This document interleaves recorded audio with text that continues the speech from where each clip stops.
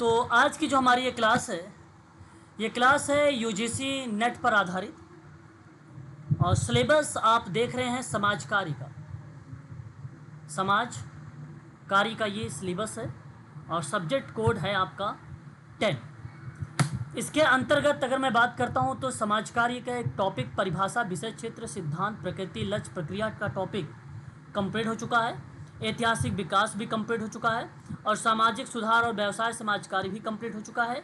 भारत में समाज कार्य एक व्यवसाय के रूप में, ये कल ही हम लोगों ने इसके बारे में पढ़ लिया था। आज की जो हमारी ये क्लास है थ्योरी यानी सिद्धांत, समाज कार्य अभ्यास के लिए सिद्धांत, ये हमारा आज का टॉपिक है। और इसके अगला जो टॉपिक होने वाला है वो समाज कार्य अभ्यास का बदलता हुआ प्रसंग है, जहां आप नवीन दृष्टिकोण देखेंगे, प्रवृत्तियां देखेंगे और चुनौतियां देखेंगे। ये हमारी नेक्स्ट क्लास होगी। तो यहाँ आप सभी लोग देख रहे हैं स्क्रीन पर, बहुत इम्पॉर्टेंट टॉपिक है ये। मैं चाहूँगा आप सभी लोगों के लिए कि कॉपी पेन साथ में रखिएगा। यहाँ से परीक्षा में 3 से 4 प्रश्न देखने को ज़रूर मिलेंगे और ये 3 से 4 प्रश्न आपको 6 से 8 नंबर प्रोवाइड कराएंगे, क्योंकि यूजीसी नेट समाज कार्य में एक प्रश्न 2 अंक का होता है। ठीक है, तो बात करते हैं अपने सीधे टॉपिक पर। और ये देखिए हमारा टॉपिक थ्योरी, समाज कार्य अभ्यास के लिए सिद्धांत, यानी इसकी थ्योरीज पर आज हम लोग जो यहाँ पर बातचीत करने वाले हैं।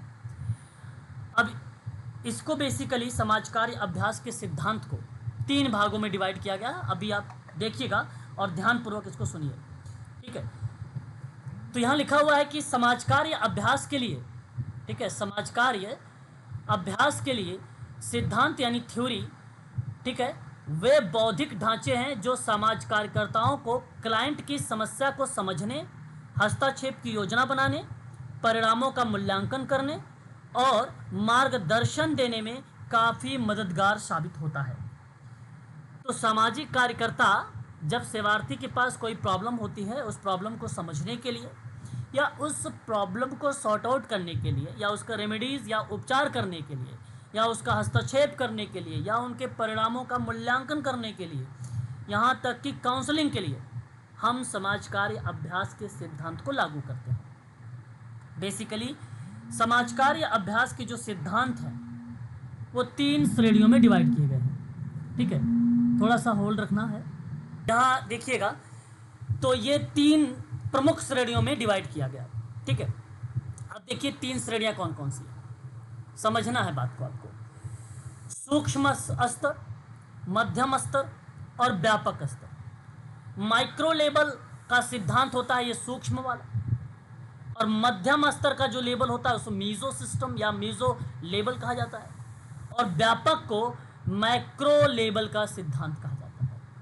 तो एक माइक्रो और एक मैक्रो और एक मीजो, है ना। अब समझना, यही है प्रैक्टिस पर बेस और ये 3 ही पर आधारित है। सोशल वर्क यूजीसी नेट ने एक बार परीक्षा में सवाल बनाया था कि जो परिवार है वो किस समाज कार्य अभ्यास के सिद्धांत को रिलेट कराता है। तो विकल्प में था सूक्ष्म स्तर परिवार, यानी माइक्रो लेवल का था। और ये सवाल मेडिकल सोशल वर्क में भी और यूजीसी नेट में दोनों जगह पर पूछा जा चुका है। तो जो सूक्ष्म होता है वो व्यक्ति, परिवार, छोटे समूहों पर केंद्रित होता है। ये सिंपल शब्दों में एक परिभाषा है, आप चाहो तो इसे ध्यान में भी रख सकते हो कि व्यक्ति, परिवार और छोटे समूह पर जो बेसिकली फोकस करता है वो सूक्ष्म लेवल का थ्योरीज कहलाती है। अब इस सूक्ष्म लेवल के सिद्धांत के अंतर्गत हम लोग कुछ थ्योरीज पढ़ेंगे। देखिए अभी यहाँ पर मैं आपको एक मोटा मोटा बता रहा हूँ, अभी थ्योरीज के अंदर हम चलेंगे। तो जैसे अगर मैं आपसे बात करता हूँ तो एक थ्योरीज आती है मनोविश्लेषणात्मक सिद्धांत, हम इस थ्योरी को पढ़ेंगे। इसके अंतर्गत सिगमंड फ्रायड की ये थ्योरी है। यहाँ हम चेतन मन और चेतन मन, अर्धचेतन मन और बचपन के अनुभव और व्यक्तित्व के विकास पर बल, साथ ही साथ हम लोग देखेंगे कि सिगमंड फ्रायड की कौन कौन सी अवस्थाएं थी, ये टॉपिक पढ़ेंगे। तो अब आप समझ सकते हो कि जो मनोविश्लेषणात्मक सिद्धांत है वो बेसिकली फोकस करता है व्यक्ति, परिवार और छोटे समूह पर। ठीक है, आप आसानी से आइडेंटिफाई कर सकते हो। दूसरा आता है व्यवहारवाद का सिद्धांत, ये व्यवहारवाद के जनक तो बेसिकली आप लोगों ने नाम सुना होगा। बिहेवियरवाद की जनक कौन है मालूम है आपको? माइंड से इसकी फोरा मेरे इस समय पॉलवाल। क्या नाम है? पॉलवाल, पॉलवाल करके। ना ना ना, जे बी वॉटसन व्यवहारवाद के जो जनक हैं जॉन बी वॉटसन है। व्यवहारवाद मनोविज्ञान की एक शाखा है जो मानव और पशु व्यवहार के अध्ययन पर केंद्रित होता है। इसीलिए वॉटसन को व्यवहारवाद का जनक कहा जाता है। ठीक, आप चाहो तो यहाँ पे नोट कर लो क्योंकि आ चुका है पेपर में। वॉटसन बेसिकली क्या है? व्यवहारवाद के जनक है। ठीक है, व्यवहारवाद के अंतर्गत एक आता है व्यवहार परिमार्जन, और व्यवहार परिमार्जन की जो जनक हैं वो है बीएफ स्किनर। उनका नाम है बीएफ स्किनर। सीखे गए व्यवहार में परिवर्तन हेतु पुरस्कार और दंड का उपयोग इन्होंने किया है। बीएफ स्किनर ओसीटी एक थ्योरी है, ऑपरेंट कंडीशनिंग थ्योरी। इस थ्योरी में इनका नाम काफ़ी ज़्यादा चर्चित में रहा है। उसके बाद एक आता है संज्ञानात्मक व्यवहारिक सिद्धांत। संज्ञानात्मक व्यवहारिक सिद्धांत भी बेसिकली क्या है? व्यक्ति, परिवार और छोटे समूह पर केंद्रित है। ये सिद्धांत में एरोन बेक का नाम आता है और सोचने के तरीके बदलकर व्यवहार को सुधारने पर ये बल दिया जाता है। उसके बाद अगर हम लोग बात करते हैं तो संकट हस्तक्षेप सिद्धांत एक है, क्राइसिस इंटरवेंशन थ्योरी इसको कहा जाता है। और लिडमैन का नाम और कैप्लन का नाम, दो विद्वानों का नाम इसमें आता है। संकट हस्तक्षेप का सिद्धांत में आकस्मिक संकट की स्थिति में त्वरित उसका उपचार किया जाए या तुरंत उस पर विचार विमर्श किया जाए, रेमेडीज या निदान की प्रक्रिया को संचालित किया जाए, तो वो होता है संकट हस्तक्षेप का सिद्धांत। Very very most important part है ये मानवतावादी ये सिद्धांत, और ये कार्ल रोजर्स का और अब्राहम मैस्लो का। ठीक है, अब्राहम मैस्लो ने आत्म साक्षात्कार के सिद्धांत को और अपने थ्योरीज को आगे किया था। वहीं कार्ल रोजर्स की बात अगर हम लोग करते हैं तो व्यक्ति केंद्रित दृष्टिकोण को इन्होंने आगे किया था। तो अभी तक आप जी क्या कर रहे हैं? कुछ बोल रहे हैं आप? चलो अच्छा, फिर सुनो। मैंने आपको अभी तक ये बताया कि व्यक्ति, परिवार और छोटे समूह पर केंद्रित होता है आपका माइक्रो लेवल का थ्योरी। अब माइक्रो लेवल के अंतर्गत मनोविश्लेषणात्मक व्यवहारवाद, संज्ञानवाद और संज्ञानात्मक व्यवहारिक सिद्धांत होगा, याद रखिएगा, जहां एरोन बेक का नाम आएगा, एंड संकट हस्तक्षेप का सिद्धांत और मानवतावादी सिद्धांत। तो ये कुछ सिद्धांत थे, 5 प्रकार के सिद्धांत थे जो मैंने अभी आपको बताए हैं, ये याद रखना। इसके बारे में डीप में अभी हम लोग आगे पढ़ेंगे।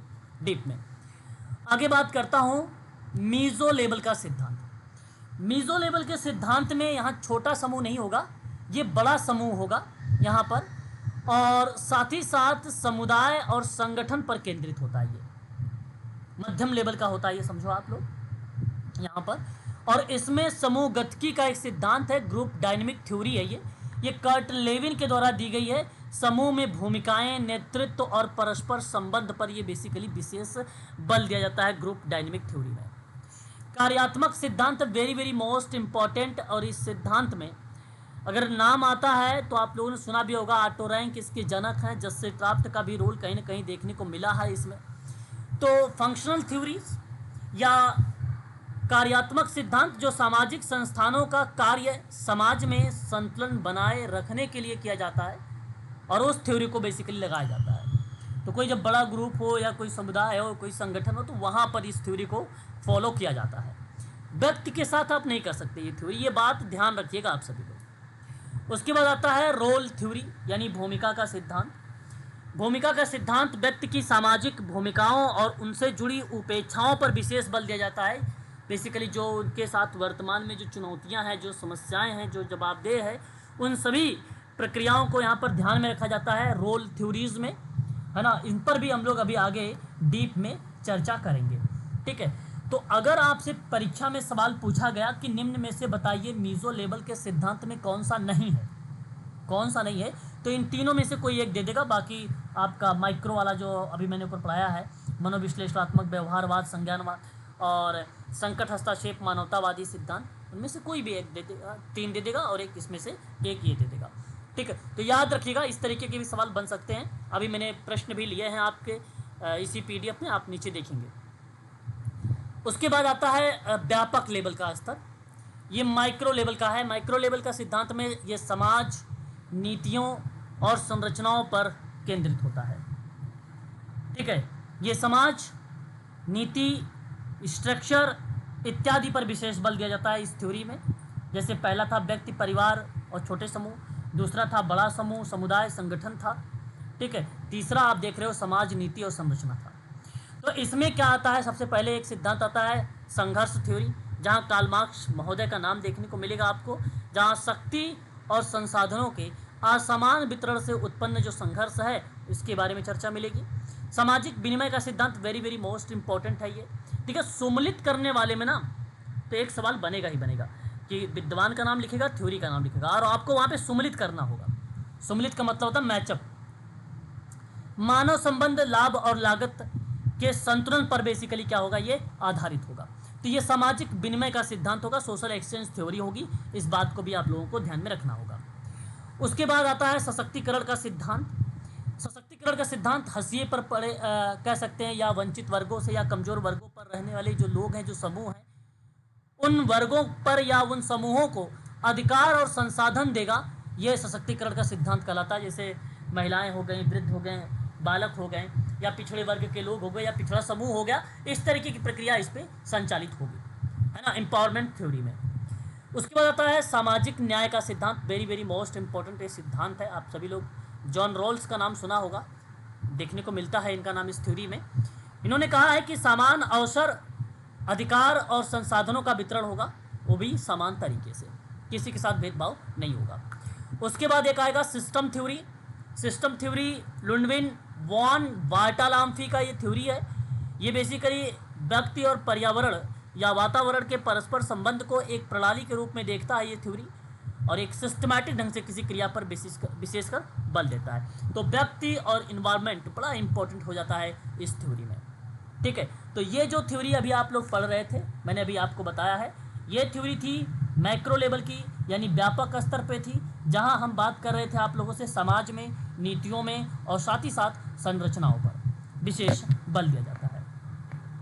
उसके बाद देखिए समाज कार्य में कुछ इसका इम्पोर्टेंस है। जो अभी आप ये थ्योरी देख रहे थे ऊपर, 3 प्रकार की थ्योरी, फिर उसके अंतर्गत भी कुछ पार्ट, तो इसमें ना इसके कुछ इम्पोर्टेंस है। जैसे क्लाइंट की समस्या को वैज्ञानिक रूप से समझने में मदद करेगा ये थ्योरी जो है ऊपर आप जो देख रहे हैं। अब परिस्थितियां आप लोग देख लीजिए, मैंने आपको कहा कि अगर आप केस वर्क के साथ काम करोगे तो थ्योरी ये नहीं है कि आप क्रियात्मक सिद्धांत लगा दोगे। अब काम तो आपको परिवार के साथ हो रहा है और आपने क्रियात्मक सिद्धांत लगा दिया तो गलत हो जाएगा आपका। ये प्रैक्टिकल है, आपके सिलेबस में साफ शब्दों में लिखा हुआ है समाज कार्य अभ्यासकर्ता। अभ्यासकर्ता का मतलब है कि वह भाई इंटर्नशिप पर है ना, तो इसलिए ये प्रैक्टिकल है। तो हस्तक्षेप की दिशा को तय करना, पेशेवर निर्णय में स्पष्टता और परिणामों का मूल्यांकन। ठीक है, ये इस इंपॉर्टेंस पर विशेषकर बल दिया जाएगा। अब देखिएगा आगे थोड़ा सा प्रश्न, और उसके बाद हम एक एक करके उन थ्योरीज पर बात करेंगे। थोड़ा सा प्रश्न लिया है, ज़्यादा प्रश्न नहीं है। ठीक है, ये 3 लेवल थे इस वजह से, बाकी हम लोग अभी आगे डीप में चर्चा करेंगे एक एक थ्योरीज पर। तो सवाल, मनोविश्लेषणात्मक सिद्धांत के संस्थापक कौन है?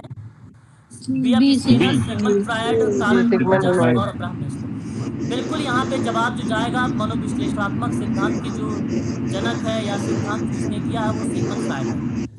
संज्ञानात्मक या संज्ञानवाद व्यवहारिक सिद्धांत का मुख्य उद्देश्य क्या होता है? मैंने अभी आपको बताया भी था, सोचने के तरीके और व्यवहार में परिवर्तन पर विशेष करना। तो इसलिए ऑप्शन नंबर आपका बी वाला यहाँ पर करेक्ट हो जाएगा।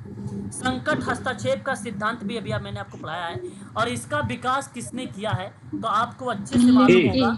हाँ, लिडमैन और कैपलॉन के द्वारा ये चीजें दी गई है। उसके बाद अगर हम बात करते हैं तो एक और सवाल बनता है, अच्छा सेल्फ एक्चुअलाइजेशन जो ये शब्द है, ये आत्म साक्षात्कार वाला शब्द है। ये याद आ रहा होगा, ये आप लोगों को मानवतावादी का जो सिद्धांत है वो, मानवतावादी का सिद्धांत अगर याद आ रहा है तो आप लोगों को नाम याद भी आ रहा हो, अब्राहम मैस्लो का भी। तो सेल्फ एक्चुअलाइजेशन, ये बड़ा इंपॉर्टेंट सवाल है, परीक्षा में एक बार नहीं 3 से 4 बार रिपीट होगा ये सवाल, है ना। वेरी वेरी मोस्ट इंपॉर्टेंट, ये आप ध्यान रखिएगा। ठीक है, तो सेल्फ एक्चुअलाइजेशन शब्द का जो सिद्धांत है ये ह्यूमनिस्टिक इंडस्ट्री थ्योरी यानी मानवतावाद का सिद्धांत इसे कहा जाता है, ये बात आप ध्यान रखिएगा। उसके बाद समूह गतिकी का सिद्धांत ग्रुप डायनेमिक थ्योरी है, इसका संबंध किससे जुड़ा हुआ है मैंने अभी आपको बताया भी था। क्वेश्चन नंबर 5 में सही विकल्प होगा कर्ट लेविन का नाम। ठीक है, गुड लिविंग।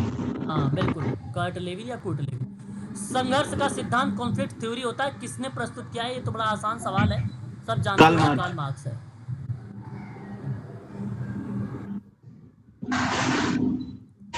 दोनों संबंध लाभ और लागत के संतुलन पर आधारित होते हैं, डैश या किस सिद्धांत का मुख्य कथन है।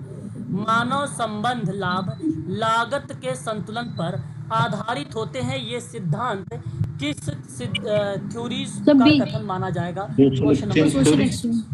हाँ, सामाजिक विनिमय का सिद्धांत, सामाजिक विनिमय का सिद्धांत, social exchange theory. System theory के जनक कौन है, अभी अभी मैंने आपको बताया भी है। सर ये लुडविग वॉन, हाँ, ये लुडविन लेडविग बोन। वार्टालाम्फी। ठीक है, वार्टालाम्फी, लुडविन वॉन वार्टालाम्फी का नाम आप जरूर ध्यान रखिएगा, विकल्प फर्स्ट सही हो जाएगा। एम्पावरमेंट थ्योरी का मुख्य उद्देश्य क्या बन सकता है, क्वेश्चन नंबर 9 में। तो आप कहेंगे हाशिए पर हाशिए रहने पर वाले रहने, समूह को अधिकार और संसाधन देना। बिल्कुल। देखो ये जो हाशिए पर लिखा हुआ शब्द ना, हाशिए का मतलब वो ये होता है कि कमजोर वर्ग पर या जो पिछड़े वर्ग के लोग हैं उनकी बात कही जा रही है यहाँ पर। ठीक है, ये मैं कई बार भी आपको बता भी चुका हूँ। रोल थ्योरी यानी भूमिका का सिद्धांत का मुख्य ध्यान किस पर दिया जाता है, रोल थ्योरीज का। व्यक्ति सामाजिक भूमिकाएं। कोई व्यक्ति की सामाजिक भूमिका और उसके जुड़ी अपेक्षाएं। ठीक है, तो ये था सवाल जो आप लोगों ने देखा। सवाल अच्छे, ऐसी बात नहीं है, परीक्षा में भी आप लोगों से ये सवाल रिपीट हो सकते हैं और इसी के नीचे जस्ट आपका आंसर की भी मिल जाएगा इस सवाल के। ठीक है, इस बार हर पीडीएफ में आप लोग देख भी रहे होंगे कि आप लोगों को आंसर मिल रहा है, यस या नो, बताओ। जी इस बार सर। आप लोगों को मिल रहा है ना, तो ये चलिए बहुत अच्छी बात है। अच्छा, अब हम बात करते हैं सूक्ष्म समाज का। अब एक एक करके पढ़ेंगे, अब एक एक करके सभी थ्योरीज के बारे में हम लोग या स्टडी करेंगे। कॉपी पेन साथ में रखिएगा, इससे आपको और कंठस्थ याद हो जाएंगी चीज़ें। बड़ा इंपॉर्टेंट टॉपिक है, चाहे मेडिकल सोशल वर्क हो, चाहे वो आरपीएससी का एग्ज़ाम हो, एमपीपीएससी का एग्ज़ाम हो, चाहे वो यूजीसी नेट का एग्ज़ाम हो, उनमें ये सवाल पूछे ही जाते हैं। ठीक है, तो सूक्ष्म समाज कार्य के अंतर्गत हम लोग पढ़ रहे हैं सबसे पहले पॉइंट पर मनोविश्लेषणात्मक सिद्धांत। और याद रखिएगा कि ये मनोविश्लेषणात्मक सिद्धांत किसके द्वारा दिया गया है, तो ये मनोविश्लेषणात्मक जो सिद्धांत है ये सिगमंड फ्रायड के द्वारा दिया गया है। अब देखिए, ये सिद्धांत मानता है कि मानव व्यवहार का मूल कारण हमारे अवचेतन मन में है। ये सिद्धांत मानता है, बात को सुनिए और समझिए अच्छे से, अप्लाइड सवाल भी बना सकता है। मानव व्यवहार का जो मूल कारण होता है वो अवचेतन मन होता है। अवचेतन मन का मतलब होता है अनकॉन्शियस माइंड। अवचेतन मन को इंग्लिश में अनकॉन्शियस माइंड कहते हैं। अब मानव व्यवहार का मूल कारण उसके अवचेतन मन में छिपा हुआ है। बचपन का अनुभव, दबी हुई इच्छाएं, मनोवैज्ञानिक संघर्ष, व्यक्ति के विचार, भावना और व्यवहार इत्यादि प्रभावित होते हैं। रीजन यही है बेसिकली, क्या, अवचेतन मन। तो सिगमंड फ्रायड ने मनोविश्लेषणात्मक सिद्धांत की जो नींव रखी वो 19वीं शताब्दी के अंत में और 20वीं शताब्दी के शुरुआत में। अच्छा, एक बार सवाल पूछा गया था, लेकिन वो सवाल में सभी बच्चों को कॉमन नंबर दिया गया था, मुझे आज भी याद है। और वो थ्योरी से लेकर पूछा, कहा कि अवरोही क्रम में लगाइए, सीक्वेंस से लगाइए, और वो भी वर्ष के क्रम में पूछा गया था। अब आप सोच रहे होंगे सर इसका वर्ष कौन सा है, तो निश्चिंत रहिए, वर्ष आपके सामने लिखा हुआ है। प्रारंभिक कार्य लगभग 1890 के दशक में फ्रायड ने जोसेफ ब्रेयर के साथ मिलकर हिस्टीरिया पर अध्ययन शुरू कर दिया था। अब मैं बता रहा हूँ सिगमंड फ्रायड की बात, मनोविश्लेषणात्मक सिद्धांत नाम लिखा हुआ आएगा। अगर 1890 का वर्ष अगर आपको याद रहेगा तो आप कर पाओगे, अन्यथा ये सवाल आपका गलत हो जाएगा।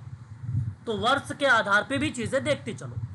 महत्वपूर्ण प्रकाशन पे अगर हम बात करते हैं सिगमंड फ्रायड महोदय के साथ ब्रेयर महोदय का नाम, तो यह स्टडी ऑफ हिस्टीरिया एक पुस्तक थी और यह पुस्तक सन 1895 में आई और थ्योरी आई थी 1890 में। ब्रेयर का नाम आपने नया जोड़ा है, ये सहयोगी हैं, ये आपको किसी किताब में नहीं मिलेगा, ये केवल जो भी टीचर हैं ऑनलाइन अगर पढ़ा रहे हैं तो वही आपको ये सारे चीज़ें प्रोवाइड करा देंगे। तो ये ब्रेयर का नाम मैं इसलिए इम्पोर्टेंट बता रहा हूँ आपको कि अभी तक तो यूजीसी नेट में सीधा सीधा पूछता है, मनोविश्लेषणात्मक में पूछ ले मनोविश्लेषणात्मक सिद्धांत के अंतर्गत निम्न में सहयोगी कौन है या किसने दिया है, और उसमें फ्रायड का नाम ही ना हो, सिगमंड फ्रायड का नाम ही ना हो, तो ब्रेयर का नाम जरूर होगा। ये बात ध्यान में रखिएगा, अन्यथा सवाल आपका गलत हो जाएगा, क्योंकि सवाल हार्ड लेवल के फिर वो कहलाएंगे आपका। ठीक है, 1900 के दशक में अगर हम बात करते हैं तो द इंटरप्रिटेशंस ऑफ ड्रीम करके किताब आई, सिगमंड फ्रायड की किताब रही है। सिगमंड फ्रायड महोदय ने सपनों का विश्लेषण कहा इसे, द इंटरप्रिटेशन ऑफ ड्रीम को क्या बोला, सपनों का विश्लेषण बोला हिंदी में। और इसमें अवचेतन अभी भी बताया है, अवचेतन माइंड, अनकॉन्शियस माइंड और मनोविश्लेषणात्मक या मनोविश्लेषण की न्यू जो है बेसिकली रखी गई, ये 1900 के दशक में किताब में। कौन सी किताब, किताब का नाम ये था, लेकिन थ्योरी फ्रायड ने कब दिया था, तो 1890 में, है ना। उसके बाद देखो 1905 और 1920 में, इसके बीच इन्होंने मौन यौन विकास के चरण बताए। अब सुनो, आप लोगों को पता है इद, ईगो, सुपर ईगो भली भांति तरीके से जानते हो, लेकिन इसे इद, ईगो, सुपर ईगो को जानते हो क्या बोला जाता है, इसको बोला जाता है मनो यौन विकास का चरण। ठीक है, आपने पढ़ा होगा अपनी किताबों में स्ट्रक्चर ऑफ पर्सनालिटी, आपने पढ़ा होगा फ्रायड का व्यक्तित्व मॉडल। जब व्यक्तित्व मॉडल पढ़ते हो तो ईद, ईगो, सुपर ईगो आता है, लेकिन आप ध्यान सुन लीजिए कि मनोयौन विकास का चरण जो है ईद, ईगो, सुपर ईगो है। सुन लीजिएगा। अच्छा, ईद का मतलब क्या होता है, ईद जन्म से मौजूद होता है, पशुवत बिहेवियर करता है ईद, और चेतन में रहने वाला हिस्सा होता है ईद। हालांकि इसे प्लेजर प्रिंसिपल कहा जाता है। सुनिए, नए नए शब्द सुनिए, इसे क्या बोला जाता है, प्लेजर प्रिंसिपल बोला जाता है ईद को, नोट करते रहो साथ साथ। प्लेजर प्रिंसिपल का मतलब होता है सुख का सिद्धांत, सुख का सिद्धांत इसको कहा जाता है। ठीक है, तुरंत संतुष्टि चाहता है ईद, मतलब अगर आपको दिख रहा है पैसे तो पैसे चोरी कर लो तो तुरंत आपको सुख मिल जाएगा। एक होता है ईगो, ईगो देखो ये अवचेतन मन में है ईद। ईगो की बात करते हैं तो ईगो कॉन्शियस होता है, सचेत होता है, ये कॉन्शियस होता है। ये कॉन्शियस और अनकॉन्शियस माइंड दोनों में काम करता है ईगो। तो सचेत और प्लस अवचेतन, और या तो आप चेतन भी कह सकते हो इसे, ठीक है, इन पे काम करता है ईगो। वास्तविकता, जैसे वो आपका था प्लेजर प्रिंसिपल पर आधारित बेस्ड, तो जानते हो ईगो किस पे है, ईगो है आपका रियलिटी प्रिंसिपल पर आधारित। रियलिटी प्रिंसिपल का मतलब होता है वास्तविकता का सिद्धांत भी इसे कहा जाता है। अब सुनते जाइए ये सारी की सारी बातें, ठीक है भाई। वास्तविकता का सिद्धांत होता है ये, मतलब इद और सुपर ईगो के बीच में, इद और सुपर ईगो के बीच में संतुलन कौन बनाता है, ये जो इद है, ये जो सुपर ईगो है, इन दोनों को कोऑर्डिनेट कौन करता है, तो वो ईगो करता है, ईगो। ठीक है, ये बात ध्यान रखिएगा। अब आप सोचो, जो चीज़ रियलिटी पे हो, जो चीज़ें संतुलन बनाने की बात कह रहा हो, वो कैसे निगेटिव हो सकता है। सुनना बात को, अगर नहीं हम लोग बोलते हैं आम बोलचाल भाषा में कि तुम्हारे अंदर बड़ा ईगो है, ईगो शब्द गलत है। ईगो यहाँ पर बेसिकली जो शब्द दर्शा रहा है वो रियलिटी पॉजिटिव शब्द होता है। कोई चीज़ वास्तविकता को अगर बताती है तो वो अच्छी बात कहलाती है।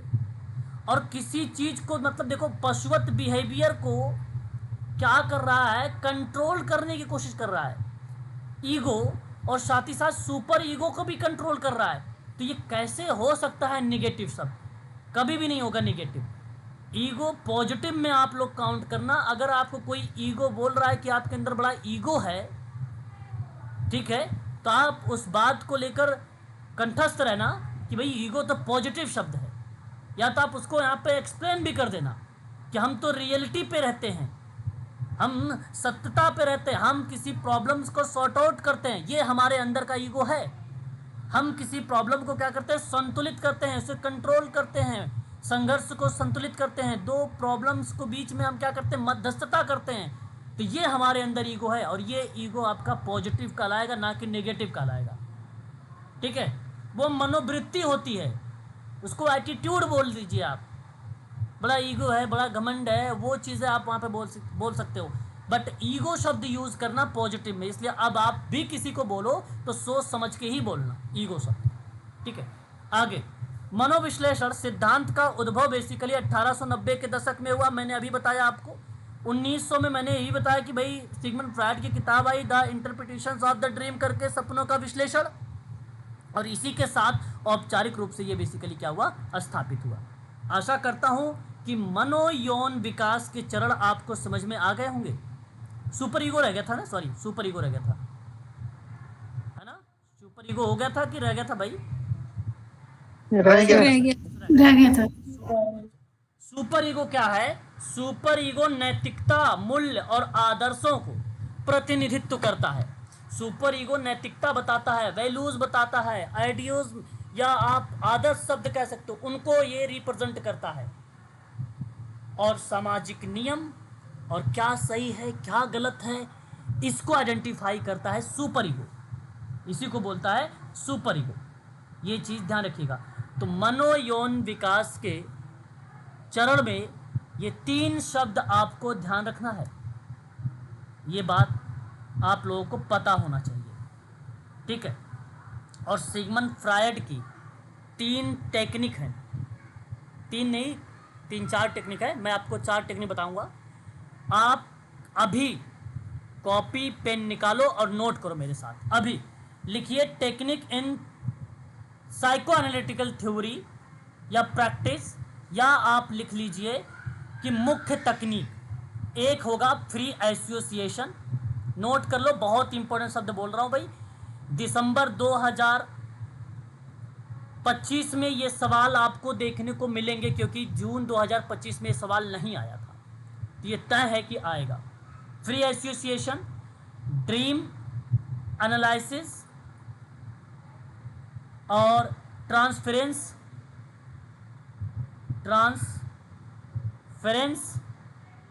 का मतलब होता है हस्तांतरण,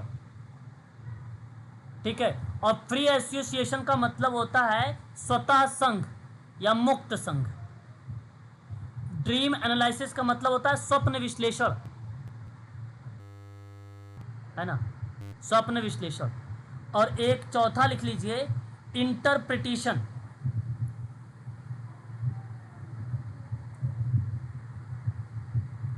इसका मतलब होता है थेरेपिस्ट के द्वारा छिपे अर्थ और संघर्ष को समझता जब है तो उसे हम लोग इंटरप्रिटेशंस का नाम देते हैं। समाजकारी में ना ये बड़ा इंपॉर्टेंट माना जाता है। मानसिक स्वास्थ्य का अगर कोई व्यक्ति है ना तो आप इस थ्योरी को लगा दीजिएगा काउंसलिंग के लिए।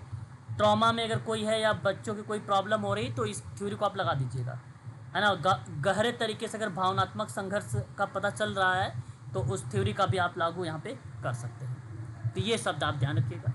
आगे देखिए, मनोविश्लेषणात्मक सिद्धांत में सिगमंड फ्रायड ने मनोविज्ञान का वो प्रमुख सिद्धांत बताते हुए ये बात बोला है कि मानव व्यवहार और व्यक्तित्व का विकास मुख्य रूप से अवचेतन यानी अनकॉन्शियस माइंड, बचपन के अनुभव और मनोयौन साइको सेक्सुअल अवस्था पर आधारित होता है।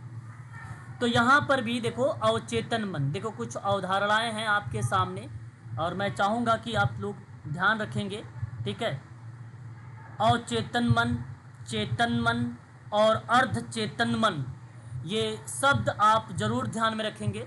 यहाँ जो आपके सामने मुख्य अवधारणा आ रही है अवचेतन मन का, अनकॉन्शियस माइंड का, हमारे विचार, इच्छा, भावनाएं, स्मृतियाँ जो सीधे हमारी चेतना में नहीं होती हैं बल्कि हमारे व्यवहार से प्रभावित होती है, हमारे व्यवहार को प्रभावित करती है, उसको हम लोग कहते हैं unconscious mind. Unconscious mind, unconscious mind क्या है? कोई पूछ ले अगर आपसे ये शब्द अनकॉन्शियस माइंड होता क्या है, तो मैं बताता हूँ, ध्यान से सुनना मेरी बात को।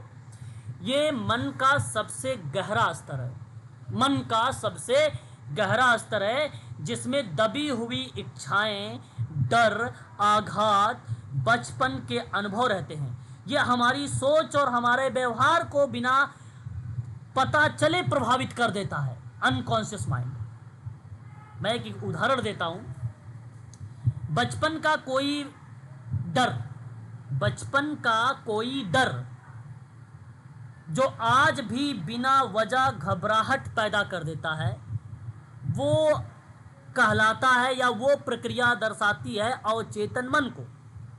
आप डरे बचपन में और वही डर की वजह से आज प्रेजेंट टाइम में आपके अंदर घबराहट पैदा कर रही है, क्योंकि वो ही कहलाता है आपका अवचेतन मन, वो है अनकॉन्शियस माइंड। क्योंकि वो आपकी विचार, इच्छा, भावना, स्मृतियां इत्यादि हमारी चेतना में तो है ही नहीं, वो तो दबी इच्छाएं हैं, चेतना में आता ही नहीं है, सीधे चेतना में आता ही नहीं, लेकिन सपनों में आ सकता है आपके। होता है ना, अगर आप दिन में कोई बात करते हो, सोचते हो, समझते हो, तो रात को जब सोते हो तो सपनों में आ जाता है आपके। आप इसे ये भी कह सकते हो फिसलती जुबान, है ना। आप थेरेपी के माध्यम से सामने आ सकता है। आप जब ये थेरेपी लगाओगे तो उस प्रॉब्लम को हम क्या कर सकते हैं, सॉर्ट आउट कर सकते हैं। सामान्य रूप से अज्ञात की ओर जाता है, दबी हुई इच्छा और आघात बेसिकली ये दर्शाता है। इसी में एक शब्द और आता है कॉन्शियस माइंड, जिसको हम लोग बोलते हैं चेतन। चेतन क्या होता है, सुनिए मेरी बात को। चेतन वो हिस्सा है जिसमें हम इस समय जो सोच रहे हैं, जैसे हम पढ़ रहे हैं, इस समय हम देख रहे हैं स्क्रीन को, हम चेतन के बारे में सोच रहे हैं, तो वह हिस्सा जिसमें हम इस समय जो सोच रहे हैं, महसूस कर रहे हैं, जो देख रहे हैं, जो सुन रहे हैं, उसकी जानकारी अगर कोई आपको प्रोवाइड कराता है प्रेजेंट टाइम का, तो वो चेतन कहलाता है। आप अभी जो ये जवाब पढ़ रहे हैं चेतन मन के बारे में, या जो आप समझ रहे हैं इस समय, यही चेतन मन का काम है। प्रेजेंट टाइम में जो आप मुझसे पढ़ रहे हो, देख रहे हो, समझ रहे हो, यही चेतन मन है आपका। तुरंत उपलब्ध जानकारी देता है ये, तर्क वितर्क और निर्णय लेने की क्षमता पर यह विशेष बल देता है। एक शब्द आता है अर्धचेतन। अर्धचेतन को किसी किसी किताब में लिखा मिलेगा पूर्व चेतन करके। ये ऐसा मानसिक क्षेत्र है जिसमें वह जानकारी और यादें रहती हैं जिन्हें हम इस समय नहीं सोच रहे हैं, लेकिन थोड़ी कोशिश से याद आ सकती है। जैसे मुझे पता था भली भांति तरीके से व्यवहारवाद के जनक जेबी वॉटसन हैं, और फिर मैंने जब उस पर विचार किया, सोचा, समझा, या मुझे कोई क्लू मिला, तो मुझे तुरंत याद आ गया कि व्यवहारवाद के जनक जेबी वॉटसन महोदय हैं। तो ये मेरे कहाँ था, अर्धचेतन मन में था।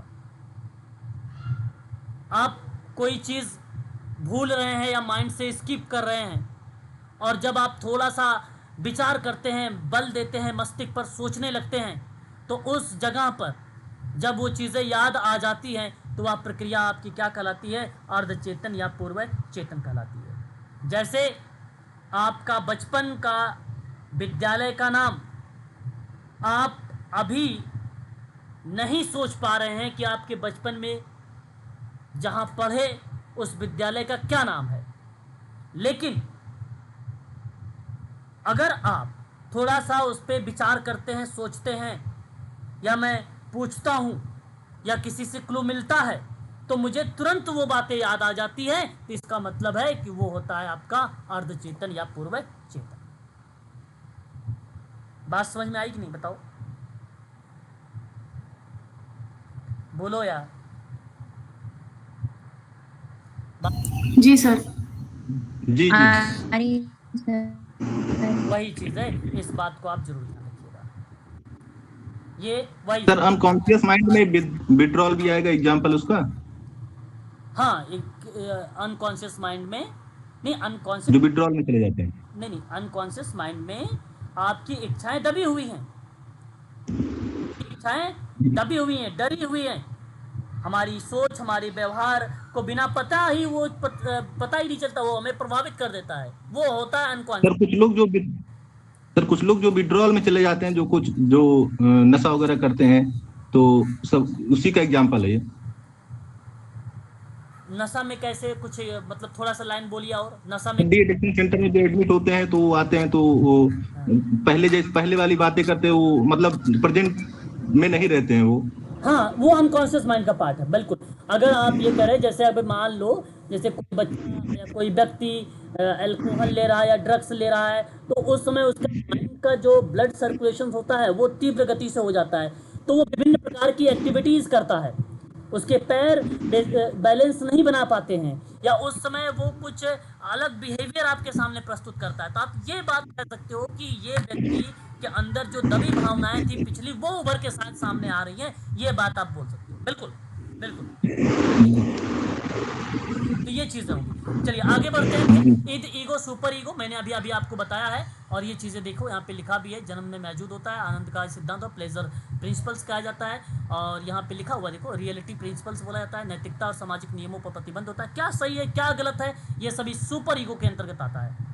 ठीक है, अब आगे आते हैं अगले पार्ट पे। अगर मैं बात करता हूं आप लोगों से, तो ये देखो, साइकोसेक्सुअल स्टेज होता है इसको, है ना, मनोयौन विकास के चरण। कितने चरण होते हैं, कोई बताएगा मुझे? जी बताएं आप, कितने चरण? Sir may be 8। 8 नहीं, मे बी 8 क्यों बोल रहे हो? मे बी 8 मत बोलो, मे बी 8 तो इरिक इरिक्सन का सिद्धांत है मैडम। एरिक इरिक्सन मनोसामाजिक विकास का सिद्धांत दिया था, वो 8 चरणों में था, वो अलग है। ये मनोयौन विकास का चरण है, 5 स्तर में डिवाइड किया था या बांटा था, कौन? सिगमंड फ्राइड ने। Freud. Sigmund Freud. Okay sir.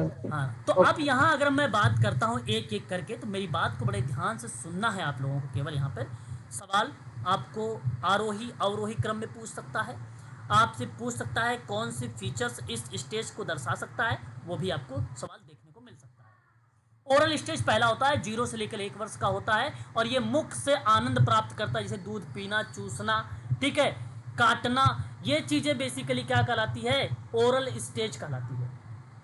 उसको क्या बोलते हैं हम लोग? ओरल स्टेज कहते हैं। और ये ध्यान रखने वाली बात है, ओरल स्टेज साइकोसेक्सुअल के अंतर्गत जो दर्शाया गया है 5 चरणों के रूप में या 5 चरणों के माध्यम से, ठीक है, उसमें बच्चे की एक्टिविटी दर्शाई गई है। किसकी एक्टिविटी दर्शाई गई है, बताओ? बच्चों की एक्टिविटी, बिल्कुल, बच्चों की एक्टिविटी। मुख से आनंद का प्राप्त करना, दूध पीना, चूसना, ठीक, क्योंकि उम्र तो देखो 0 से 1 वर्ष है ना। ओरल एक्टिविटीज आती है, चूसना, चबाना, काटना। बच्चा मुख के माध्यम से दुनिया को जानता है और सुख अनुभव करता है। इस चरण में जरूरतों की पूर्ति, जैसे भोजन की सुरक्षा से विश्वास की भावना विकसित होती है। जरूरत पूरी ना होने पर वयस्क अवस्था में नाखून चबाता है, धूम्रपान करता है, अधिक खाना खाता है, जैसी आदतें विकसित हो सकती हैं। ऐसी बात सिगमंड फ्राइड के द्वारा बताई गई है ओरल स्टेज में। ये चीज ध्यान में रखना है आपको। वहीं अगर हम लोग बात करते हैं सिगमंड फ्राइड की दूसरे चरण पर, तो दूसरा चरण हमारे सामने आता है एनल स्टेज, 1 से लेकर 3 वर्ष। मल त्याग नियंत्रण से आनंद। मैं आपको बता दूं, आइसबर्न मॉडल इसी को कहा जाता है। नया शब्द सुनते जाओ, परीक्षा में यूजीसी नेट कोई भी शब्द बना देगा और आप कहोगे कि सर ने पढ़ाया ही नहीं, तो सुनते जाइए, ये कहीं मिलने वाला नहीं है। आइसबर्ग मॉडल किसे कहा गया है? तो ओरल स्टेज को बोला गया है आइसबर्ग। अब आप सोचिए, मैं आइसबर्ग क्यों बोल रहा हूं, अब आप समझेंगे। जहां क्रियाएं बेसिकली दर्शाई गई हैं आपको एक पिरामिड के रूप में, याद आ रहा होगा आप लोगों को हिमखंड। हिमखंड का मतलब ये आइसबर्ग की बात मैं कर रहा हूं, जहां ऊपर वाला जो हिस्सा था चेतन मन का, दूसरा जो था सबकॉन्शियस का, तीसरा था अनकॉन्शियस का, ठीक है, उस पार्ट में बेसिकली दर्शाया गया है। लेकिन चरण 2 में मल मूत्र को त्यागने की बात कही गई है। मल त्याग नियंत्रण से आनंद की अनुभूति होती है बच्चों में, तो उसी चरण को यहां पर बताया गया है एनल स्टेज। गुदा चरण कहेंगे। बच्चे को मल त्याग और मल नियंत्रण से शारीरिक और मानसिक आनंद मिलता है। यह चरण में ना स्वयं नियंत्रण और स्वच्छता से आदत सिखाने से या आदत सिखाने में बड़ा महत्वपूर्ण भूमिका निभाती है। अब यहाँ पर मुख्य जो लर्निंग होता है वो होता है टॉयलेट ट्रेनिंग का। टॉयलेट ट्रेनिंग के दौरान बच्चे को शरीर पर नियंत्रण और सामाजिक नियमों का पहला अनुभव होता है। यहाँ पर आत्मविश्वास, स्वच्छता, अनुशासन का विकास होता है। इस चरण के अनुभव आगे चलकर व्यक्ति के व्यक्तित्व पर गहरा असर डालता है। जैसे अनुशासन प्रियता बनता है, स्वच्छता बनता है, जिद्दीपन या लापरवाह भी चीजें हो सकती हैं एनल स्टेज में। एक होता है phallic stage. Phallic stage very very most important है ना।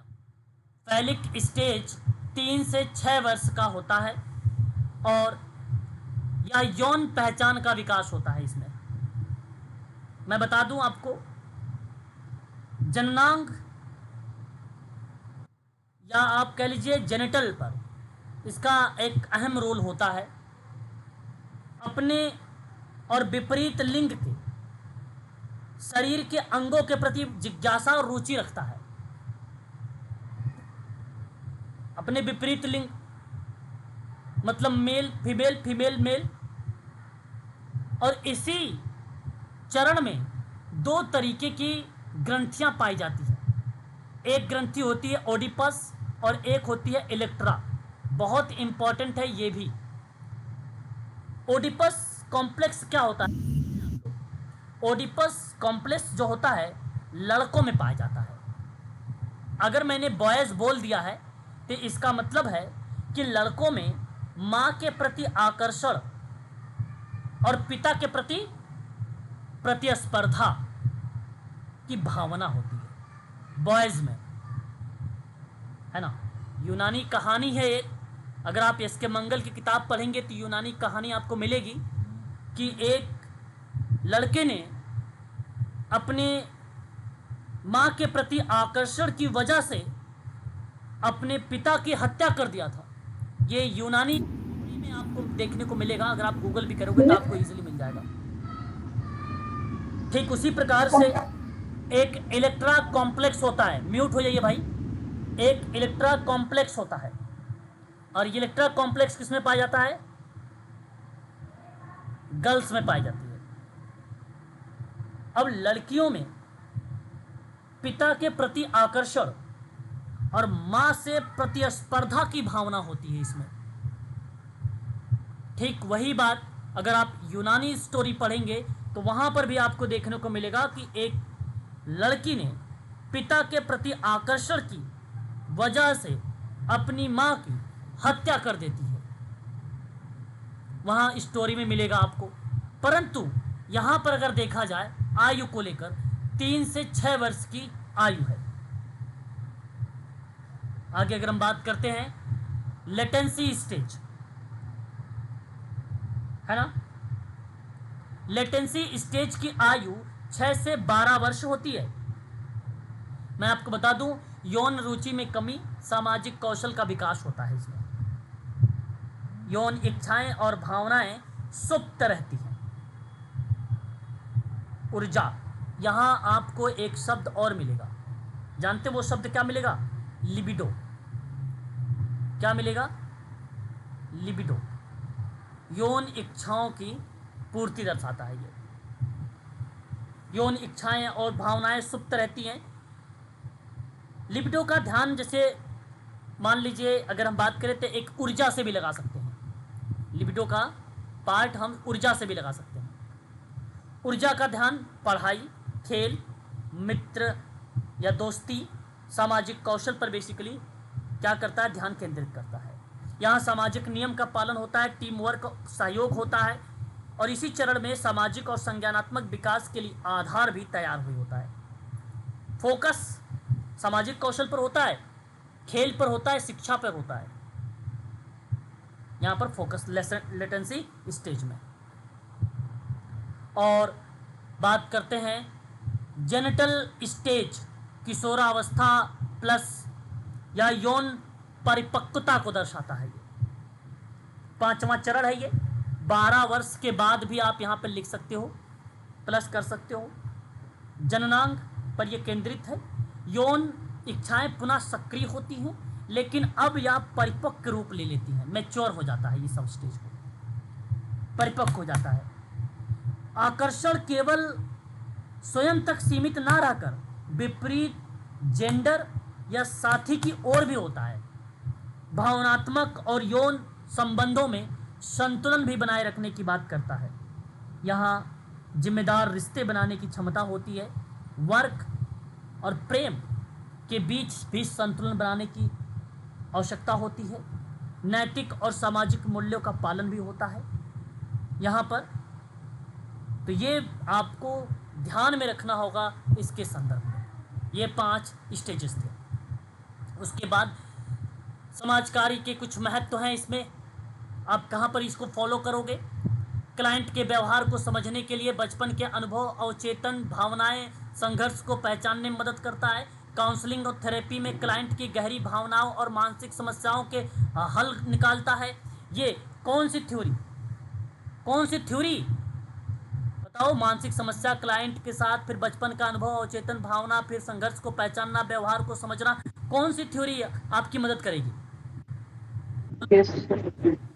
हाँ, सेक्सुअल थेरेपी या थ्योरी।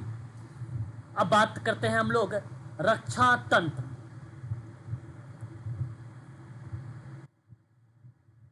देखिए, अगर हम बात करते हैं सिगमंड फ्रायड के द्वारा, तो सिगमंड फ्रायड ने कुछ रक्षा तंत्र भी बताए हैं।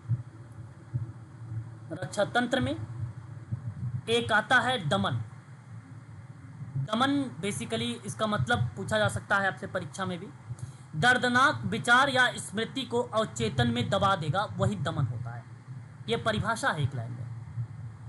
मतलब बचपन का आदत या आघात याद ना आना दमन कहलाता है। बचपन की दर्दनाक घटना अगर याद नहीं आ रही है तो किसका पार्ट कहलाएगा भाई?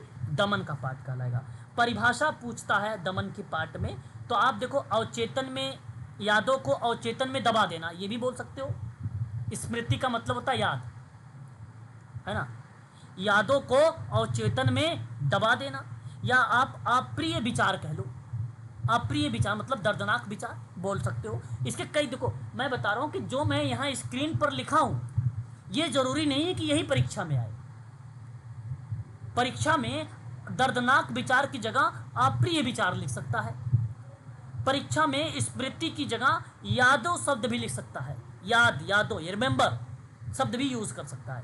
तो इसलिए बात को केवल अगर समझ में आएगा तभी आप चीज़ों को भी वहाँ पे कर पाएंगे। उसके बाद आता है डिनाइल, मतलब इनकार। इसे हम लोग बोलते हैं अस्वीकार। इनकार को अस्वीकार भी बोलते हैं। अस्वीकार मतलब यह है कि सच्चाई को ना मानना, वास्तविकता को स्वीकार ही ना करना, वो क्या कहलाता है? डिनाइल। इसका एक उदाहरण है कि गंभीर बीमारी होने पर भी मानने की कुछ नहीं हुआ। मतलब देखो, गंभीर बीमारी का पता चलता है आपको गंभीर बीमारी का पता चलने पर भी आप मानने से इनकार करते हो, स्वीकार ही नहीं करते हो कि हमारे पास ये बीमारी होगी, तो वो क्या है? डिनाइल है। सर इसमें जो मानसिक रोगी होते हैं वो मानते नहीं कि हमें बीमारी है इसकी। जरूरी ये नहीं कि सर मानसिक रोगी हो, स्वस्थ व्यक्ति भी इस तरीके की विचार कर सकता है कि नहीं? जरूरी ये नहीं सर, हम देखें बहुत ज्यादा तभी बता रहे हैं। सही है। जो मानसिक रूप से जो बीमार व्यक्ति है वो तो मानेगा ही नहीं, तो बात सत्य है। क्योंकि जितने लोग भी दिखाने आते हैं वो मानते ही नहीं कि हम बीमार हैं। और परंतु नॉर्मल लोग के अंदर भी कभी कभी इस तरीके की चीज़ें आती हैं, कहते हैं यार ऐसे कैसे ही हो सकता है, ये तो बीमारी होनी ही नहीं चाहिए, है भी नहीं। तो वो बहुत सारी चीज़ें हैं इस तरीके की शब्दों में। आगे बात करते हैं प्रोजेक्शंस के बारे में, यानी प्रक्षेपण। अपनी नकारात्मक भावनाओं को दूसरों पर थोपना। देखिए, अपनी नकारात्मक भावनाओं को दूसरों पर थोपना मतलब सिंपल है कि गुस्सा आने, है ना, गुस्सा अपने में है लेकिन कहना है कि तुम मुझसे नाराज हो। एक उदाहरण यहाँ पे लिखा है कि वो मुझसे नफरत करता है, कहना है जबकि खुद नफरत करते हो। अपनी नकारात्मक भावना दूसरे पर थोपना, ये भी आप कह सकते हो। कई उदाहरण है कि आपने कोई मान लीजिए चोरी किया और आपसे कोई पूछता है तो आप कहते हो भैया मैंने चोरी नहीं किया, है ना, फलाने ने किया। तो आप ये मतलब आप अपनी गलती को किसी दूसरे पर थोप रहे हो, उसको प्रक्षेपण कहेंगे। तर्क संगत एक बनाना होता है। तर्क संगत को हम लोग शुद्ध हिंदी में जो यूजीसी नेट यूज करता है वो युक्तिकरण शब्द यूज करता है। युक्तिकरण शब्द, इसका मतलब है युक्तिकरण का गलत काम के लिए तर्क संगत कारण ढूंढना, गलत व्यवहार को सही ठहराने के लिए कारण बनाना। मान लीजिए परीक्षा में फेल होने पर कहना कि पेपर ही मुश्किल था। देखो सवाल क्या है, गलत काम के लिए तर्क संगत का कारण ढूंढ रहे हो आप। परीक्षा में अगर आप असफल होते हैं तो आप कहते हैं कि जो बेंच थी वो सही नहीं थी, स्क्रीन पर जो चल रहा था माउस वो सही नहीं था, ठीक है, हमने टाइम नहीं देखा और हमारा क्वेश्चन पेपर 5-10 छूट गए। ये परीक्षा में असफल होने के लिए आप क्या कर रहे हो, दूसरों पे कहीं ना कहीं चीज़ें कारण एक रीज़न बताने की प्रयास कर रहे हो, आप दूसरे पर थोप रहे हो कि समय निकल गया, लाइट कट गई, एसी नहीं था, साफ सफाई नहीं थी, ठीक है, पानी का पीने का पानी, मतलब कोई भी रीज़न आप बता सकते हो उसमें, तो वो कहलाता है युक्तिकरण। आगे बात करते हैं विस्थापन। विस्थापन का मतलब होता है गुस्सा या भावनाएं किसी सुरक्षित व्यक्ति या वस्तु पर निकालना। इसका मतलब डिस्प्लेसमेंट, भावनाओं को असली लक्ष्य से हटकर सुरक्षित लक्ष्य पर निकालना। भावनाओं को असली लक्ष्य से हटकर असली टारगेट से हटकर सुरक्षित लक्ष्य पर निकालना। मैं एक एग्जांपल देता हूँ। यहाँ पे लिखा है बॉस पर गुस्सा होने पर घर आकर बच्चे पर चिल्लाना। देखो मान लीजिए आप कहीं पर जॉब करते हो, नौकरी कर रहे हो और कोई काम शायद आपने ना किया हो तो वो बॉस जो है आपके ऊपर गुस्सा करते हैं कि भाई आपने काम क्यों नहीं किया, और कोशिश आपने पूरी की, 100% आपने दिया, परंतु आपके बॉस आपके ऊपर गुस्सा करते हैं। और आप अपने बॉस के ऊपर गुस्सा नहीं कर सकते हो, क्योंकि अगर आप अपने बॉस के ऊपर गुस्सा करोगे तो वो आपको निकाल देंगे जॉब से। तो आप घर पे आके अपने बीवी पर, अपने बच्चों पर या अपने परिवार के सदस्यों पर गुस्सा अगर निकालते हो तो उस शब्द को बोला जाता है विस्थापन, डिस्प्लेसमेंट कहा जाता है उस स्थान को या उस शब्द को। बात करते हैं प्रतिगमन। प्रतिगमन का मतलब होता है तनाव में बचपन जैसा व्यवहार करना। सुनिए, प्रतिगमन शब्द का मतलब सीधा सीधा होता है कि तनाव में बचपन जैसा व्यवहार आप कर रहे हो। तनाव में बचपन जैसा व्यवहार कर रहे हो, इसका मतलब है कि वयस्क होकर रोना या गुस्से में चीजें फेंकना। ठीक है। प्रतिगमन मतलब डर लगने पर बच्चे की तरह रोना, या परिवार के किसी सदस्य पे अगर आप क्रोधित हैं, गुस्सा है, ठीक है, और उन पे गुस्सा ना करके आपने किसी चीज को उठाकर फेंक रहे हो, या किसी वस्तु पर अपना हाथ या सिर या पैर मार रहे हो, तो उस प्रक्रिया में हम इसे बोलेंगे प्रतिगमन। तनाव में ये चीजें होती हैं और तनाव में ये व्यक्ति करता है। तनाव समझ लीजिए अगर आपके ऊपर जिस तरीके से आई हुई है। आगे हम बात करते हैं नेक्स्ट पार्ट पे, सब्लिमेशंस। सब्लिमेशन सुभिकरण को यूजीसी नेट सुभिकरण यूज नहीं करता है, इसकी जगह यूजीसी नेट यूज करता है उत्थान शब्द। सुभिकरण को उत्थान बोला जाता है, सब्लिमेशन बोला जाता है इसको। नकारात्मक ऊर्जा को सामाजिक रूप में स्वीकार कार्य में बदलना। नकारात्मक ऊर्जा को सामाजिक रूप से स्वीकार रूप में बदल देते हो आप। नकारात्मक चीजों को लेकर बात हुई है कि गुस्से को खेल या कला में निकाल देना, आक्रामक प्रवृत्ति में या आक्रामक प्रवृत्ति को खेल में लगा देना। हो कोई ऐसा स्टूडेंट है जो गुस्से में खेल या पढ़ाई ज़्यादा कर लेता हो, या खेल अच्छा खेल लेता हो, या कला अच्छा निकाल कर लेता हो? कोई है स्टूडेंट ऐसा? बताओ। अपनी नकारात्मक ऊर्जा पॉजिटिव में डाल। आज घर वाले ने बोला है तो आज पक्का 2-4 घंटे और पढ़ूंगा एक्स्ट्रा टाइम निकाल के। ये सर देखा है हमने। देखा नहीं है, तुम होता है कब सर। करोगे? ये तुम्हारे अंदर भी होना चाहिए ना। ये तो पॉजिटिव चीज़ें हैं एक प्रकार की, कि नकारात्मक ऊर्जा बेसिकली अगर आप सकारात्मक में डाल दो तो कितनी अच्छी बात होगी, है ना। देखने वाली बात नहीं, ये तो आप सबके अंदर होना भी चाहिए, है ना। बात करते हैं प्रतिक्रियात्मक निर्माण, है ना। प्रतिक्रियात्मक निर्माण, इसको प्रतिक्रिया निर्माण या रिएक्शन फॉर्मेशन कहेंगे इंग्लिश में।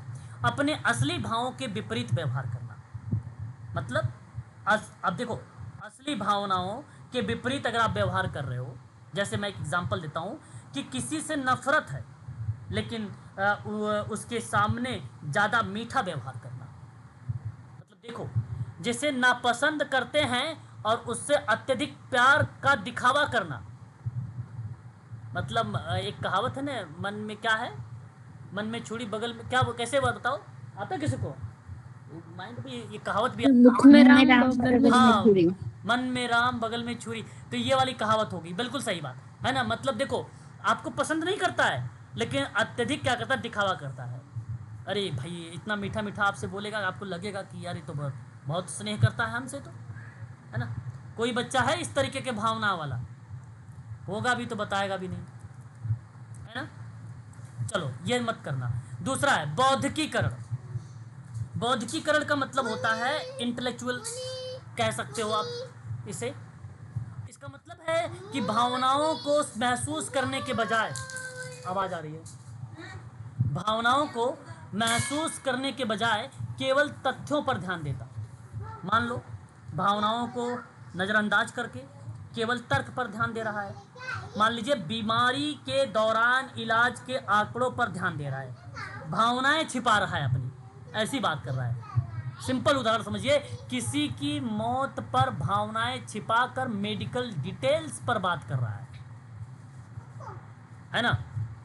किसी की मौत पर भावनाएं छिपाकर मेडिकल डिटेल्स पर बात कर रहा है, या अपना ये कह लीजिए कि माइंड डाइवर्ट करके किसी और चीज़ों पर लेके जा रहा है वो, है ना, माइंड डाइवर्ट करके अपना।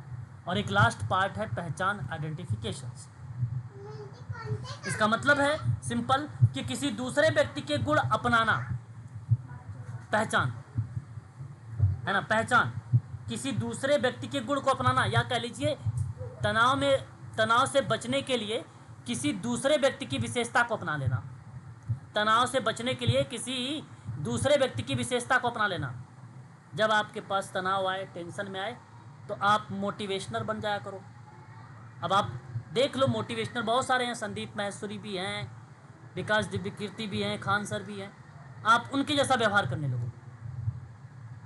तो ये पार्ट इसका बनता है। या तो आप ऐसे कह लीजिए कि हीरो की तरह कपड़े पहनना और बोलना, हीरो की तरह बोलना या पहनना या कपड़े पहनना, इस तरीके की एक्टिविटीज आप कर सकते हो, बट तनाव से बचने के लिए आप ऐसा कर रहे हो। तो ये भी पॉजिटिव पार्ट हो, ये भी पॉजिटिव पार्ट। समाज कार्य में इसका सिद्धांत किस तरीके से उपयोग में आता है, तो रक्षा तंत्र समझ, काउंसलिंग और मनोचिकित्सा क्लाइंट के भावना समस्या को पहचानने पर सही हस्तक्षेप करने में मदद मिलती है इसमें, इसलिए सोशल वर्क में इसको यूज किया जाता है ना, ये बात ध्यान रखिएगा। अब थोड़ा सा एमसीक्यूज करेंगे, ठीक है, थोड़ा तैयार हो आप एमसीक्यूज के लिए? तो बताओ तो किया जाए थोड़ा सा एमसीक्यू, जी सर। है ना, ताकि वो चीज़ें आपको समझ में भी आ जाए, है ना, जो आपने पढ़ा है कि नहीं। पहला सवाल आपके सामने, निम्न में से कौन सा रक्षा तंत्र, निम्न में से कौन सा रक्षा तंत्र है जिसमें व्यक्ति अप्रिय विचारों को अवचेतन में दबा देता है? भाई बड़ा आसान सवाल है यार, बता देना चाहिए आपको। रिप्रेशन। ओके, यदि यहाँ पर आपने जवाब दिया है रिप्रेशन शब्द को लेकर, दमन को लेकर, तो आपने सही जवाब दिया है सर। आपका विकल्प यहाँ पर सही माना जाएगा, गलत नहीं होगा। बात करते हैं क्वेश्चन नंबर सेकंड, वास्तविकता को स्वीकार ही ना करना। भाई ये सवाल, वास्तविकता को स्वीकार ही नहीं करना क्या हो जाएगा? डिनाइल, मतलब सच्चाई को मानते नहीं हो, बीमारी जिसे है भाई पता चलने पर भी मानने को तैयारी नहीं कि बीमारी है हमें, है ना, अभी भी मैंने बताया था। तो ऑप्शन फर्स्ट, कोई ये क्या बनेगा? वास्तविकता को स्वीकार नहीं करना, फर्स्ट ऑप्शन बनेगा ना। जी सर। किसी पर गुस्सा आना या उसे किसी सुरक्षित व्यक्ति या वस्तु पर निकालना किसी रक्षा तंत्र में आता, बताओ। अभी भी मैंने बताया डिस्प्लेसमेंट भी। एक मिनट थोड़ा होल्ड। अभी जो है इसी के आगे मैं आप लोगों से ना कल इस प्रैक्टिस पर डिस्कस करूंगा, और क्योंकि इसी पीडीएफ में आपको अगली थ्योरी मिलने वाली है, इसी पीडीएफ में आपको अगली थ्योरी मिलेगी। और थ्योरी आपके लिए बहुत इंपॉर्टेंट है, चाहे वो मेडिकल सोशल वर्क हो, चाहे वो यूजीसी नेट हो, चाहे कोई भी एग्जाम सोशल वर्क अगर आप दे रहे हैं ना, तो सोशल वर्क की थ्योरी आपको पता होनी चाहिए, ठीक है। यही थ्योरी आपको बहुत अच्छे से पढ़नी है, और एक थ्योरी बहुत ही बढ़िया से पढ़ना है आपको, ठीक है। तो बाकी मैं कल मिलता हूँ आप लोगों से, आगे डिस्कस करूंगा, इसी क्वेश्चन से शुरुआत करूंगा नेक्स्ट, ठीक है ना भाई? Okay sir. जी बोले सर। सचेतन कोई सर, हेलो, हाँ बोलिए।